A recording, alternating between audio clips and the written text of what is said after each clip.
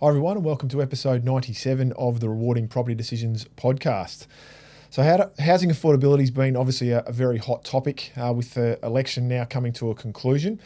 And both parties, as we've said in the past, have been very focused on trying to assist buyers to get into the market as opposed to the supply side of things. And what typically comes with that when you're focusing more on increasing buyers' capacity or availability for buyers to get into the market is that it obviously leads to increases in demand as well. So for most of this, the support, as we said, has been aimed at the first home buyers.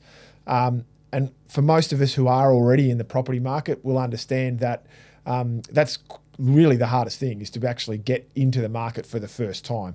And that's normally around trying to save enough money for a deposit, but it's also then trying to fund how much you need to borrow. And obviously things like lender's mortgage insurance and that type of thing comes into play. So there's all these sorts of considerations that first home buyers need to make. And so authorities are trying to figure ways to what is the best way to assist them and to get into the market. Now, as we've previously discussed in the last podcast, from a Labor Party perspective, given that they have just won the recent election, their objective has been more around assisting with first home buyers guarantees. That's been their policy. And just to go over that for those that perhaps haven't listened to the last podcast or might need a memory refresher, what they're doing is allowing first home buyers to purchase with only a 5% deposit. So basically the government effectively becomes the guarantor for loans of which are obviously greater than 80%. You would normally have to pay lender's mortgage insurance, but obviously with the government giving that sort of support, there's no need for that, which obviously keeps costs down as well. And it also means that you don't need to have the same upfront cash at hand to be able to get into the market, which certainly helps. Now, currently this scheme has been means tested and is limited to 50,000 places per year. But the plan is to remove that means testing. That was the proposal, and also the number of spaces. So it will be unlimited as well. So the only restriction then becomes on price. And so for those in Melbourne looking to purchase, the cap is going to increase from $800,000 purchase price up to $950,000, and the intention is for this to come in as of the 1st of January 2026, so next year. So if that takes away or reduces some of the barriers from an ability to get into the market's perspective, the other question to then ask is, have the prices increased to a point where they're the concern and they're the problem from an affordability perspective? And my contention probably is that they haven't, and certainly will not necessarily across the board. So for buyers, depending upon your expectations, I don't feel as though in some circumstances that affordability has gotten out of hand. And the particular sector that I wanted to focus on today is the apartment market. Now, for those of you that are regular listeners and have had anything to do with Wakeland Property Advisory in the past, when we talk about buying apartments, we are not talking about high-rises. We're not talking about apartments in Docklands in Melbourne or South Bank or in the CBD itself. We're talking about older style apartments, so boutique type blocks. Typically, these apartments are built in the 1930s through to the 1970s. They're inner city areas. They're within quiet streets, so not on main roads or thoroughfares. They're close to public transport, they're close to a local village or retail strip, and they're in a good position within that block, and they also include some form of allocated off-street car space. Now, the apartment market as a whole, and so we talk about why is that sector of the market affordable? Well, over the last 7 to 10 years, the performance of apartments has been quite poor. They really haven't shown much growth at all. Now, if we break that down a little bit more, the last 5 years to a degree has been self-explanatory.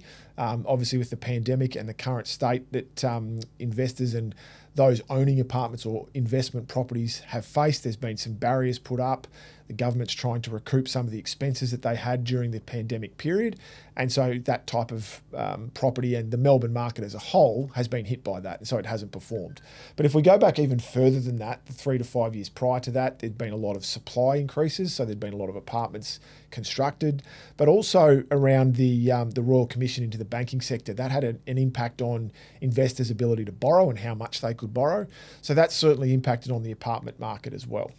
So what that tells me, though, is that for those who are looking to buy in, there's opportunities there to buy apartments that perhaps haven't performed and are therefore at maybe slightly higher, but not drastically higher prices than what they were 7 to 10 years ago. And they certainly therefore fall well within the government's planned or their guarantor scheme in order to assist more buyers to get in, because you can get a really good quality 2-bedroom apartment in a blue chip suburb within inner city suburbs of Melbourne for $650,000 to $700,000. So from an affordability perspective, that fits into the scheme of what the first home buyers grant guarantor scheme that the government's proposing. You've got the capacity to get in and to make the most of that. So I think there's opportunities there.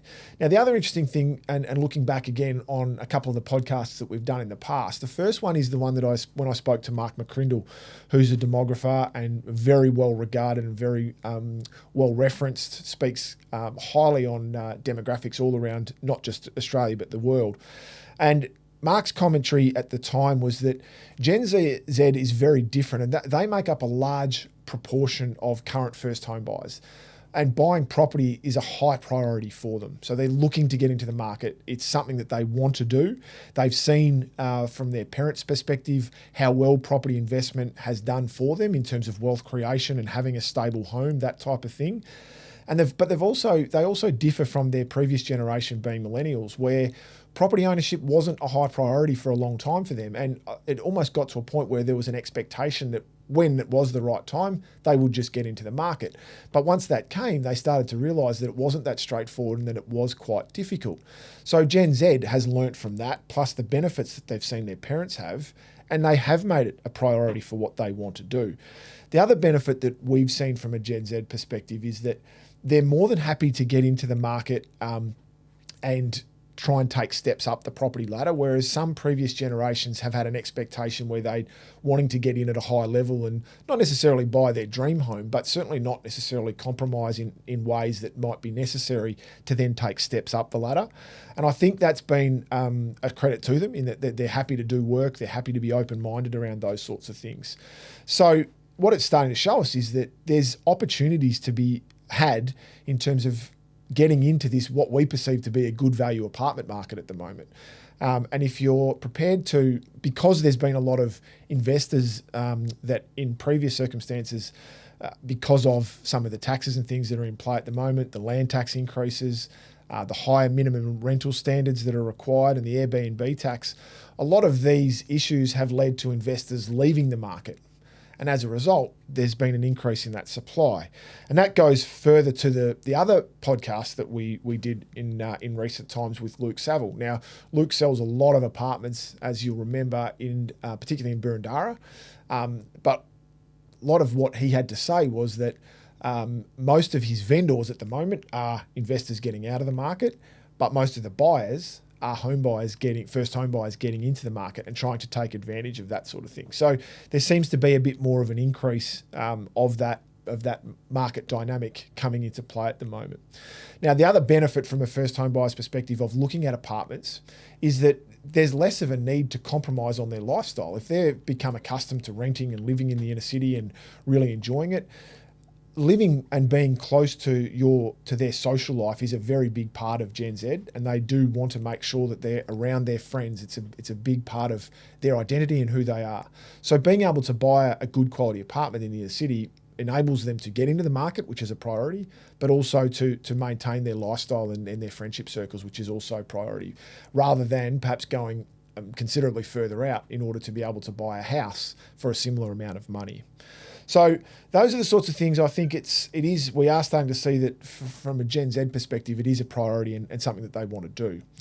From a case study point of view for this week, last week's case study is a classic example of what we're seeing in the marketplace at the moment. So I mentioned on the podcast last week that we'd attended a one-bedroom apartment fairly recently that was solely being fought out by first home buyers. There was 5 people bidding on that property at the time, and it sold for $670,000. So the competition was extreme, was very strong, but it was predominantly first home buyers getting into that market. So that's really what's driving things. And even further to that, since that podcast over the last couple of weeks, we've purchased further apartments for first home buyers. We've purchased 2-bedroom apartments. They've been in that hitting zone of where people are able to get in and qualify for that guarantor scheme.